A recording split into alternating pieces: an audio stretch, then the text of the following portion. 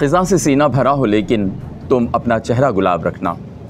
ख़िज़ा से सीना भरा हो लेकिन तुम अपना चेहरा गुलाब रखना। तमाम ताबीरें उसको देना और अपने हिस्से में ख्वाब रखना। हर एक ज़मीं से, हर एक जहां से, हर आसमां से गुज़रते रहना। कहीं पे तारे बिखेर देना, कहीं कोई माहताब रखना। अस्सलाम वालेकुम वरहमतुल्लाहि वबरकातुहू। जेम्स कसौटी के साथ मैं आपका मेज़बान अब्दुल गनी अंसारी। नाज़रीन किराम, जैसा कि आप जानते हैं हमारे प्रोग्राम का फॉर्मेट भी आपको अच्छी तरह पता है, हमारे पैनलिस्ट भी आपको पता हैं, लेकिन हमारे नए व्यूवर जो हैं उनके लिए हमारे पैनलिस्ट का तारुफ़ अज़हद ज़रूरी है। तो नाज़रीन, हमारे पहले पैनलिस्ट हैं, एक ऐसी नाबग़े रोज़गार हस्ती हैं जो न सिर्फ़ बहैसियत एडिशनल कमिश्नर अपनी ज़िम्मेदारियाँ अहसन अंदाज में सरअंजाम दे रहे हैं, बल्कि शोबे तदरीस से वाबस्ता हैं। और इनकी वाबस्तगी की एक ख़ास वजह यह है कि तमाम तलबा और तालिबात उनसे वक्त के मुतकाज़ी रहते हैं। आप एक मुनफरिद लब व लहजे के शायर भी हैं, एक जहां दीदा अफसाना निगार भी हैं, मुसन्निफ़ भी हैं और मोटिवेशनल स्पीकर भी। आपकी ख़ुदनविश्त भी इशाअत के आखिरी मराहिल में है। मेरी मुराद जनाब शमीम मुर्तज़ा साहब से है। नाज़रीन, हमारे पैनल के दूसरे माहिर जो कि ज़माने तालिब इल्मी में हैदराबाद के नुमाइंदा मुकर्रर रह चुके हैं और न सिर्फ़ ख़ुद कुल पाकिस्तान मुकाबला तकरीर अपने नाम कर चुके हैं, बल्कि आपके कई शागिर्द भी हैदराबाद का नाम रोशन कर चुके हैं। आप शायर हैं, मुदर्रिस हैं और आपने कुरान करीम का उर्दू तर्जुमा, मफ़हूम और 10,000 अहादीस मुबारका दुनिया की मारूफ़ कुरान सर्च ऐप इस्लाम 360 के लिए अपनी आवाज़ में रिकॉर्ड कराई। मेरी मुराद वक़ार अहमद वक़ार से है। खुशामदीद कहते हैं आप दोनों मौज़ूज़ पैनलिस्ट को। नाज़रीन किराम, हम अपने पहले मेहमान को यहाँ आने की दावत देंगे। हमारे पहले मेहमान उर्दू के मशहूर शायर हैं, बहुत लतीफ़ लब व लहजा है, बिज़नेसमैन हैं और चैम्बर ऑफ कॉमर्स से भी वाबस्ता हैं। मेरी मुराद जनाब यूनुस अज़ीम साहब से है। आपकी भरपूर तालियों में यूनुस अज़ीम साहब से गुजारिश करूँगा कि सर तशरीफ़ लाइए। यूनुस अज़ीम साहब, पहले तो हम आपको दिल की गहराइयों से खुशामदीद कहते हैं जेम्स कसौटी में। बहुत शुक्रिया। और जैसा कि आपके तारुफ़ के हवाले से आप एक शायर भी हैं और बिज़नेसमैन भी हैं, तो थोड़ा सा मेरी समझ से बाला वाली बात है कि एक शायर बिज़नेसमैन या एक बिज़नेसमैन शायर भी हो सकता है। तो थोड़ा सा अपनी शख्सियत के बारे में हमारे नाज़रीन को बताइए। बज़ाहिर मैं आपको नज़र आ रहा हूँ कि एक बिज़नेसमैन है, लेकिन वाकई आप ये बात सही कह रहे हैं कि एक शायर बिज़नेसमैन कैसे हो सकता है। तो दर हकीकत में एक बिज़नेसमैन नहीं हूँ। अच्छा। होते हुए भी नहीं हूँ, क्योंकि वो अपनी बिज़नेसमैन में जो खुसूसियात होती हैं वो मुझसे बहुत दूर हैं। बस ये है कि अल्लाह ताला ने एक वसीला रोज़गार लिखा है इस बहाने, तो वो सिलसिला चल रहा है। दरअसल मैंने भी कह दिया कि एक बिज़नेसमैन शायर कैसे हो सकता है और एक शायर बिज़नेसमैन कैसे हो सकता है, जबकि ये तो मेरी और आम लोगों की सोच है। लेकिन हमारा रब जो चाहे वो किसी भी शख्स में बेशुमार खूबियां, लेकिन असल में शायर या तो जितने भी शायर होते हैं, और ख़ासतौर पर ज़माने गालिब से उठा के देख लें तो वो तो मकरूज़ ही होते हैं। अच्छा। तो एक शायर आप ये सुनना चाह रहे हैं कि ये शायर और बिजनेसमैन होने के साथ साथ खुदा न खास्ता मकरूज़ भी होंगे? नहीं। तो उन्होंने कहा बिजनेसमैन भी, तो कैसा मामला हो जाएगा। और फिर उन्होंने कह दिया कि मैं बिजनेसमैन नहीं हूँ, इसका मतलब है शायर पक्का हूँ। ठीक हो गया। वरना हम तो ये समझे थे कि कहेंगे कि तुझसे भी दिल फरेब है गम रोज़गार के। एग्जैक्टली ये बात बिल्कुल सही कही आपने। बिल्कुल जिस तरह फैज़ साहब ने अपनी मशहूर ज़माना गज़ल में कहा कि और भी दुख हैं ज़माने में, दुख हैं ज़माने में मोहब्बत के सिवा, राहतें और भी हैं वस्ल की राहत के सिवा। तो सिलसिला कुछ ऐसे ही है। तो यूनुस अज़ीम साहब, आप हमारे प्रोग्राम को यकीनन देखते रहे होंगे। जी हाँ। और माशाल्लाह बहुत ज़बरदस्त प्रोग्राम है। बस यही पुराने वक्तों की याद दिलाता है। जैसे हम छोटे हुआ करते थे तो उस वक्त पीटीवी पे जो प्रोग्राम आया करता था, उस वक्त भी लोगों का ऐसे ही ज़ौक़ व शौक़ से देखा जाता था और इन्फॉर्मेशन का एक बहुत बड़ा ज़रिया था। अच्छा, यूनुस भाई ने जो प्रोग्राम के आगाज़ से पहले जब मेरी तख्लिया में इनसे मुलाकात हुई तो मैंने इनसे कहा था कि आप हमारे प्रोग्राम की तारीफ़ ज़रूर कीजिएगा, तो इन्होंने जो वादा किया था वो प्रोग्राम की तारीफ़ इन्होंने की है। नहीं, यूनुस भाई शायर हैं तो शायर तो बड़ा है, सही हक परस्त होता है। अज़राए तफन्नुन सर, ये थोड़ी सी एक्चुअल क्या है कि मुस्कुराहटें नापैद हो गई हैं, और बल्कि यूँ समझ लीजिए कि मुस्कुराहटें बाकायदा छीनी जा रही हैं किसी न किसी हवाले से, किसी न किसी तौर।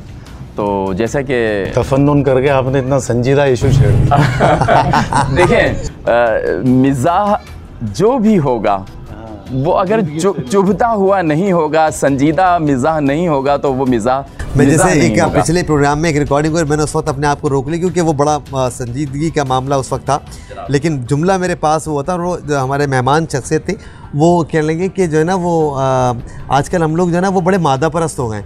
मैंने कहा दाल पर तशदीद ज़रूरी है। जी हाँ। अच्छा, मैं उस मादा परस्ती में और मादा परस्ती में बड़ा फ़र्क है, और उसमें मामला जो है वो मादा परस्ती का ज़्यादा चल रहा। तो मैं नाराज उस वक्त रुक गया, मैंने कहा कि मामला थोड़ा सा मुख्तलिफ है। प्रोग्राम को अपनी डगर पे लाते हैं। तो यूनुस अज़ीम भाई, हमारे पास शख्सियत होती है, इमारत होती है, जानवर और वाक़या। तो आप इन चारों शोबों में से जो भी शोबा चुनना चाहें जी, आप यहाँ तहरीर फरमाएं।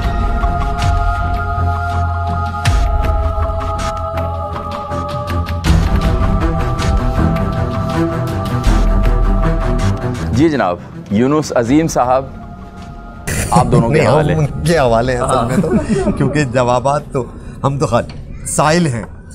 और सबसे पहले तो हम ये पूछना चाहेंगे कि जो आप बताएंगे हमें कि वो शोबा शख्सियत का है, वाक़े का है, जानवर का है या इमारत का है? शख्सियत। शख्सियत, शोबा शख्सियत।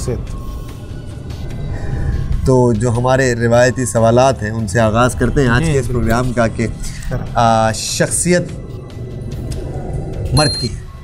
नहीं। एक शायर और मर्द की है, शख्सियत को कैसे सोच लेगा? तो शख्सियत एक खातून की है और खातून जिंदा है। नहीं। मौजूद शायरी आप अंदाज़ा लगा लें।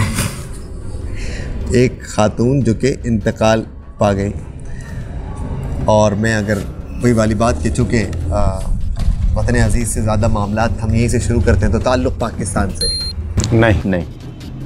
और बल्कि अब मैं ये पूछा करूँगा क्योंकि पिछले प्रोग्राम्स में ये बड़ा मामला रहा कि लोग एक वो प्रोग्राम है वो हिंदुस्तान और पाकिस्तान, पाकिस्तान और हिंदुस्तान, तो हम ये कहेंगे क्या ताल्लुक़ मौजूदा पाकिस्तान से? अभी सवाल वही है एग्जैक्टली, मौजूदा पाकिस्तान, क्या ताल्लुक़ मौजूदा पाकिस्तान से? आपने कहा नहीं। ठीक है, एक इंतकाल शुदा खातून जिनका ताल्लुक़ पाकिस्तान से नहीं है, और मैं ये कहूँ कि उनका ताल्लुक़ चूँकि पाकिस्तान पूछ लिया तो हाथ के हाथ में ताल्लुक़ उनका हिंदुस्तान से है। जी, ताल्लुक़ हिंदुस्तान से, और इंतकाल भी हो चुका, तो हम ये भी तय कर लेते हैं हाथ के हाथ के उनके इंतकाल को ख्याल से हम हिंदुस्तान नहीं कहेंगे क्योंकि उस वक्त हिंदुस्तान और पाकिस्तान नहीं, मतलब मौजूदा हिंदुस्तान से है। अच्छा, इसमें मैं ये भी वजाहत करता चलूँ, हाँ, जो कि मैंने पता आपके ध्यान में सवाल होगा कि हिंदुस्तान जो है उसमें मौजूद का सवाल नहीं आ सकता, क्योंकि जब पाकिस्तान नहीं था तो हिंदुस्तान था, सिर्फ हिंदुस्तान ही था। एग्जैक्टली, ठीक है ना। पाकिस्तान में तो हम ये कहेंगे कि इसीलिए जब पाकिस्तान मना कर दिया तो फिर बाकी तो हिंदुस्तान ही रह जाता है। तो हिंदुस्तान से ताल्लुक़ है, और अब हम मैंने कहा चूँकि इंतकाल हो गया तो हम ये भी तय करते चलते हैं कि हाथ के हाथ क्या उनके इंतकाल को 50 साल से ज़्यादा अरसा गुजर चुका? जी हाँ। रफ्तार बता रही है कि 100 साल से भी ज़्यादा, तो क्या 100 साल से भी ज़्यादा? जी जनाब। और 100 साल से गया तो फिर एक और हद बंदी के लिए और आगे 200 तक भी जाते हैं, तो क्या 200 साल से ज़्यादा कर सकते? नहीं, 100 साल और 200 साल के दरमियान। अच्छा, यानी कि हिंदुस्तान में तयन करने के टाइम कौन सा बन रहा है?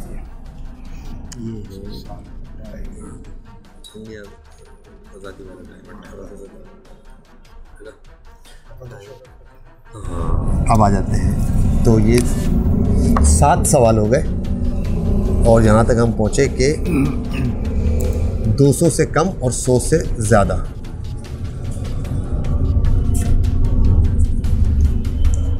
अब आ जाते हैं हम उनके शोबे की तरफ। तो शोबा ऐसे ही, क्योंकि सर खुद शायर हैं, तो ताल्लुक़ फ़नून लतीफ़ा से नहीं, नहीं, उनका खुद का नहीं बस है, नहीं उनका खुद का।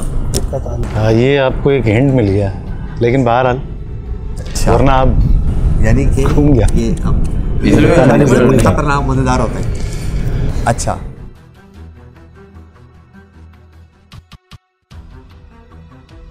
सियासत से कोई ताल्लुक? नहीं, सियासत से भी नहीं।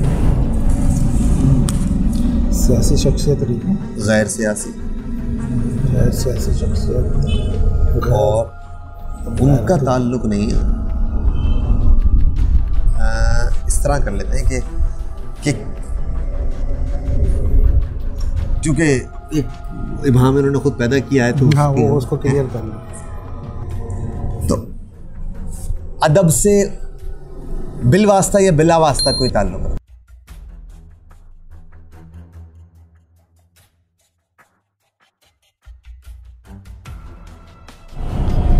यानी कि खुद अदबी शख्सियत नहीं है, मगर किसी हाँ, जैसे ऐसा उन्होंने पूछा कि वो हाँ, ऐसा मियां ही है। बात हो, मौलाना मोहम्मद अली जौहर, हाँ कह सकते हैं।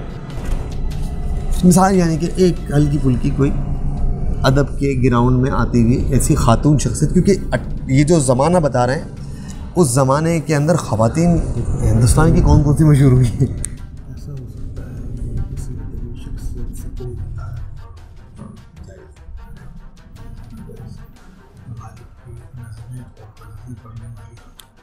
लेकिन वो जो गालिब की गाने वाली थी वो तो फ़नून लतीफ़ा से ताल्लुक़, तो वो तो तवाइफ है,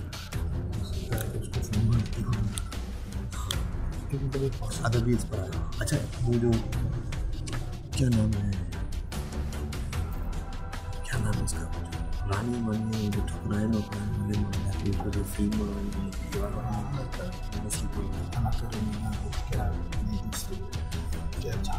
झांसी की रानी वाले टाइप की चीज़ें, तो एक ये ताल्लुक़ ही भी पूछा जा सकता है कि सियासत से नहीं, सियासत से तो नहीं है। अच्छा, किसी भी लिहाज से हम ये कहें कि कोई हुक्मरानी से मामला, रानी वानी टाइप की जैसे राज, नहीं, उस तरह भी नहीं। नहीं। इसका मतलब फिर हम अब वाली उधर नहीं जा रहे। हाँ, ठीक है। अच्छा, किसी निस्बत के तहत मशहूर है, मतलब यानी कि खुद मशहूर नहीं है, लेकिन हाँ। अब बेगम राना लियाकत अली खान तो खैर खुद भी मशहूर थी, जी जी। मगर ये कि अल्लामा इकबाल ने कहा उनकी गोद में बिल्ली देखकर। निस्बत के हवाले से जो आपने बात की ये दुरुस्त है ना। अब आप जो जिस तरफ जा रहे थे उधर चलते हैं। तो जैसे सर ने एक तस्करा किया कि एक खातून थी जो कि गालिब की नज़में और गज़लें बड़ी गाया करते थे, लेकिन सर ने फ़नून लतीफ़ा से ताल्लुक़ को मना किया है। तो मैं ऐसे ही फिर पूछता हुआ चल दूँ कि मैंने कि बाकायदा शोबे गायकी से उनका कोई ताल्लुक़ नहीं। तो आपने पहले कहा फ़नून लतीफ़ा से कोई ताल्लुक़, आप उधर इशारा कर रहे थे, तो मैंने कहा कि वहाँ चला जाए। मोहतरम 13 सवाल हो गए ना? 13 सवाल हो चुके हैं और ज़माना ये इलाका तय कर लेते हैं। ताल्लुक़ दिल्ली से था जी। दिल्ली। अब दिल्ली में 14 सवाल। मारूफ शख्सियत,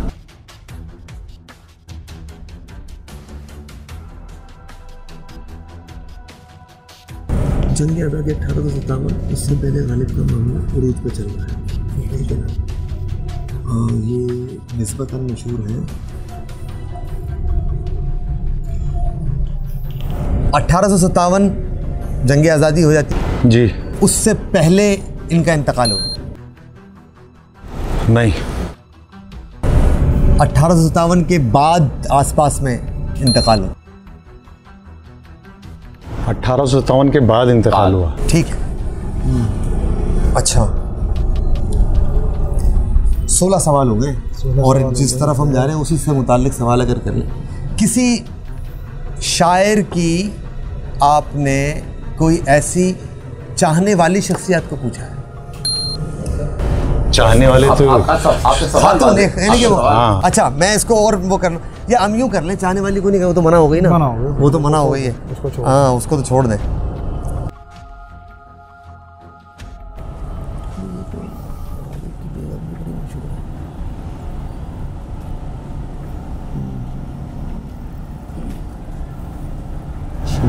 मिर्ज़ा गालिब से उनका कोई डायरेक्ट ताल्लुक है? मिर्ज़ा गालिब से ताल्लुक,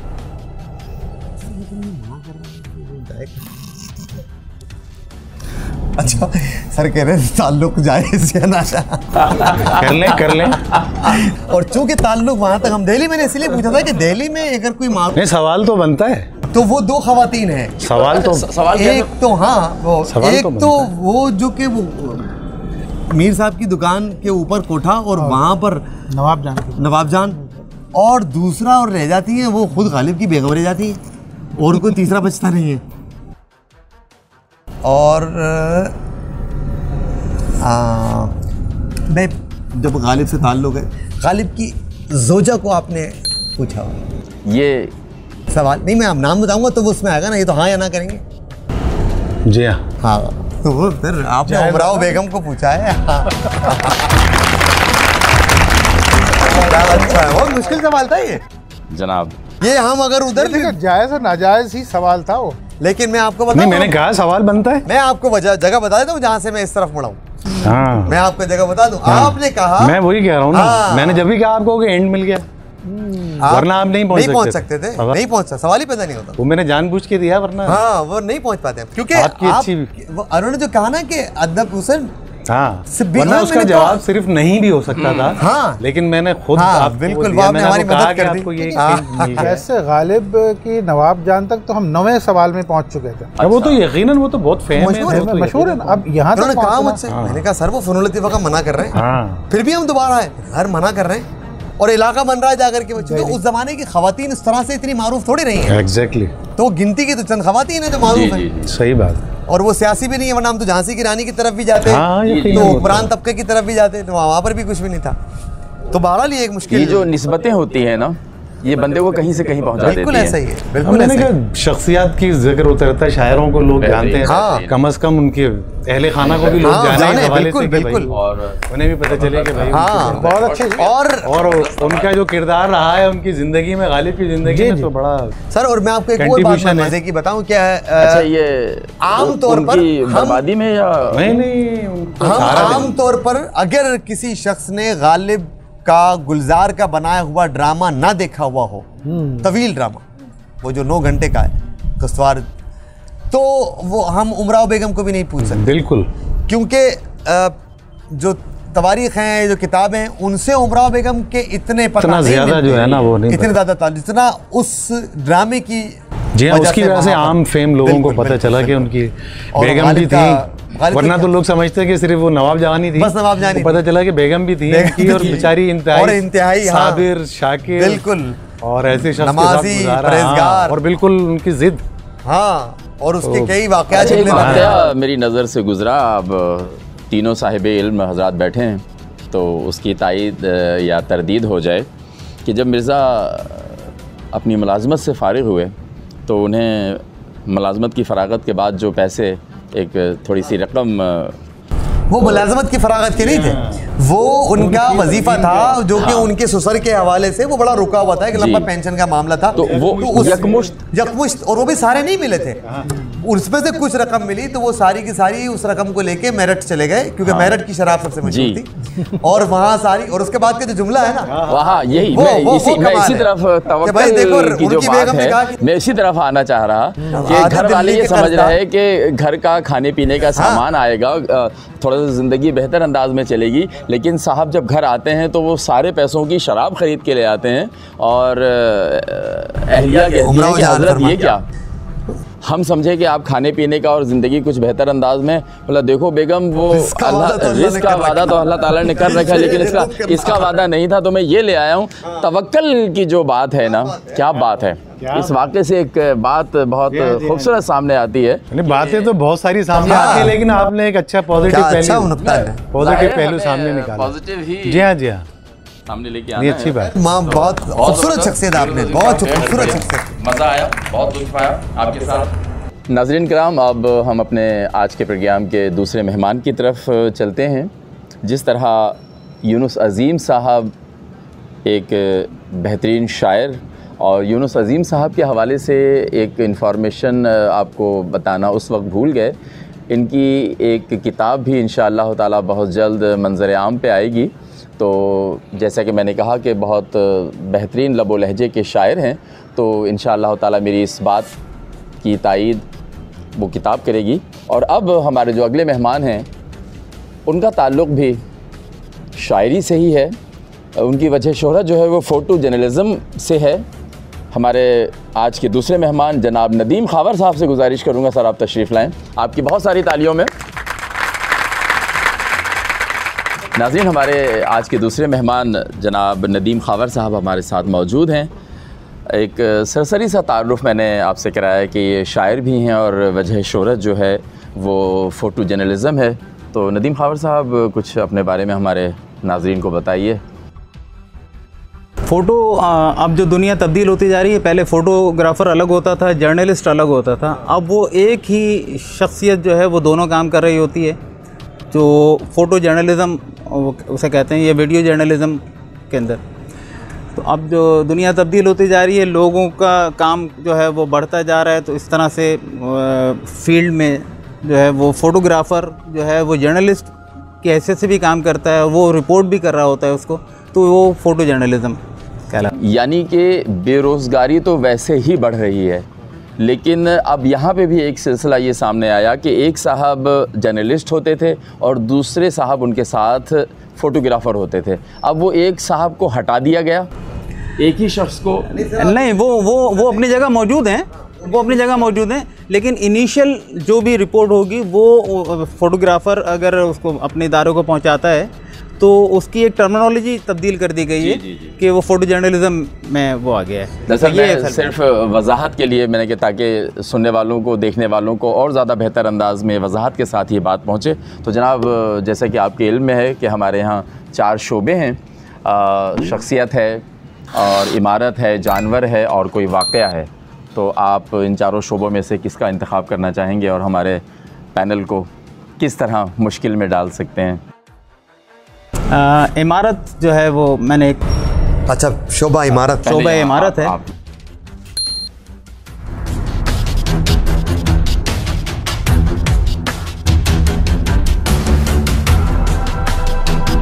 इमारत है और इमारत को बूझने में बड़ा लुत्फ़ आता है।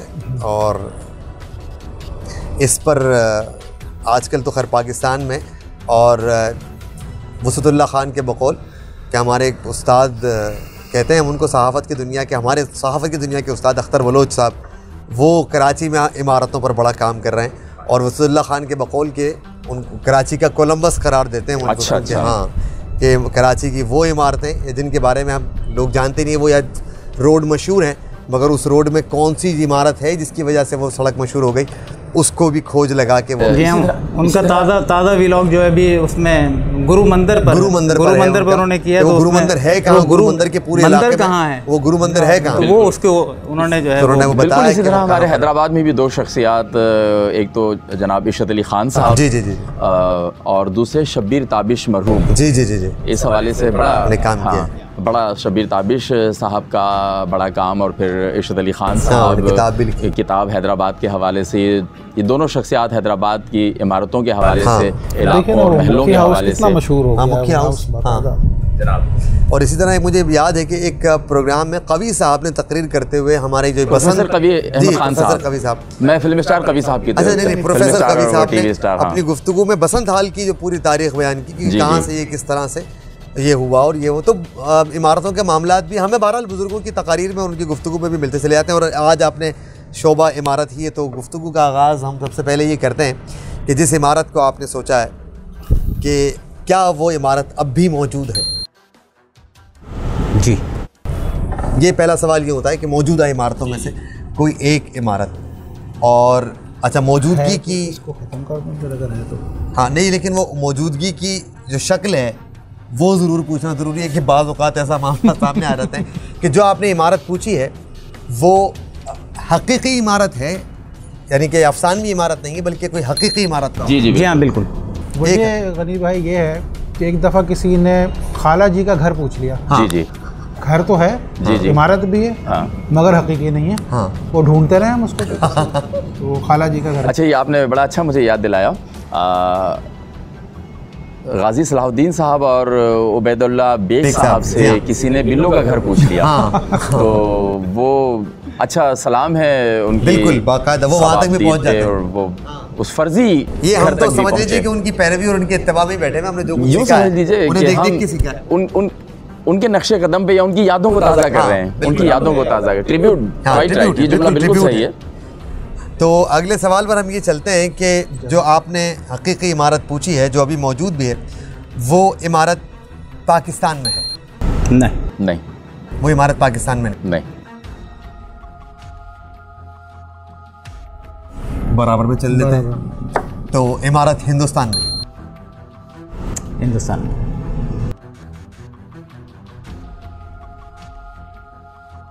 अच्छा, हिंदुस्तान में एक इमारत है।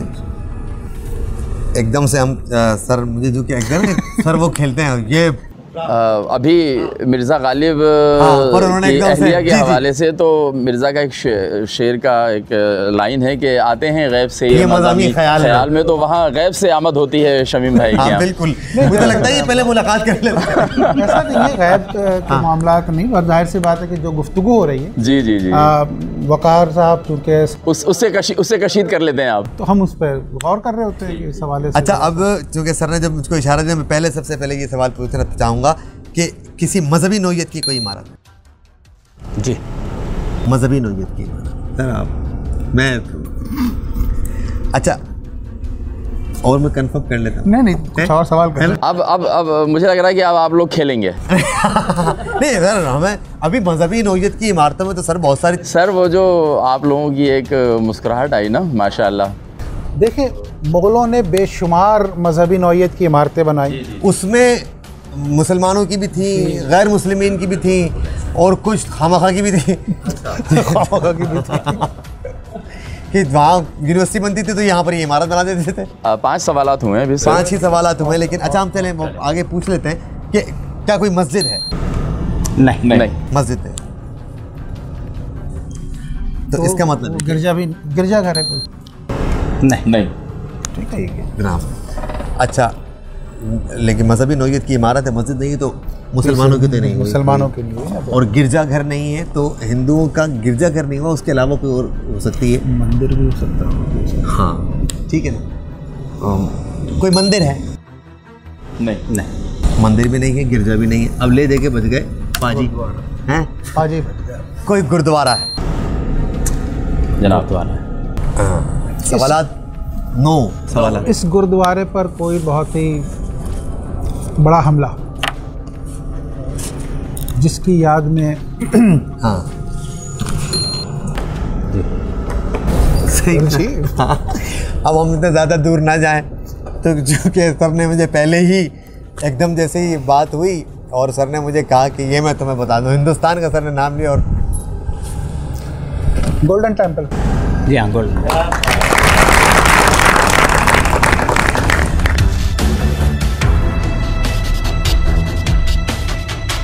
ये इमारत तो अलग नौयत की थी, लेकिन बहरहाल हाँ, कि एक तारीखी इमारत है। तारीखी इमारत है और तकरीबन 650 साल इसको हो गए हैं। और शहंशाह अकबर ने जो है ये ज़मीन दी थी और उसके ऊपर फिर वो बनाया गया।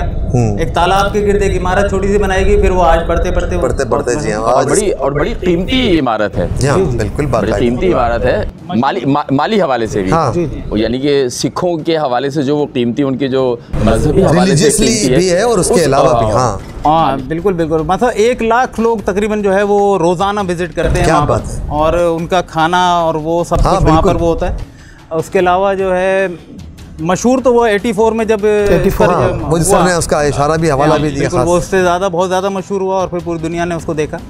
नदीम खावर साहब, आपका बहुत शुक्रिया कि आप जेम्स कसौटी में तशरीफ़ लाए और एक बड़ा अच्छा सवाल हमारे पैनलिस्ट के सामने रखा, लेकिन माशाल्लाह ये नहीं, बहुत अच्छी टीम है माशाल्लाह, जो है वो 2 दिमाग बैठे हुए हैं बहुत खूब। और मैं तो देखता हूँ कि तकरीबन तमाम ही सवाल पूछ लिए जाते हैं, तमाम शख्सियात को भी पूछ लिया जाता है और ये बड़ा ज़ीरो भी लगा दीजिए माशाल्लाह। माशाल्लाह। असल में वो आपने जो भी कहा ना कि आते हैं गैब से ये मज़ामी ख़याल में, तो वो उधर से भी बड़ी मदद है कि वो हमें बाज़ औक़ात ऐसा एक इशारा सा महसूस होता है कि यार ये हो सकता है। अच्छा, आपने कहा ना कि शमीम भाई की तरफ से इशारा मिला, तो मैंने कहा कि अब शमीम भाई के तरफ होगी, अब इशारा भी वो देखिए पता है, हमने जिस तरह से कहा था ना कि पर्सनैलिटी, एक शायर प्लस सहाफ़ी फ़ोटोग्राफ़र, वो किस अगर किसी इमारत का इंतखाब करेगा, उस इमारत में यकीनन कोई वाक़या ज़रूर जुड़ा हुआ हो। जी जी जी। और 1984 का वाक़या अगर उसके साथ ना जुड़ा हुआ होता गोल्डन टेम्पल से, तो शायद वो इस इमारत को नहीं चुनते, थोड़ी दुश्वारी होती। हाँ बिल्कुल, वो चुनते भी नहीं।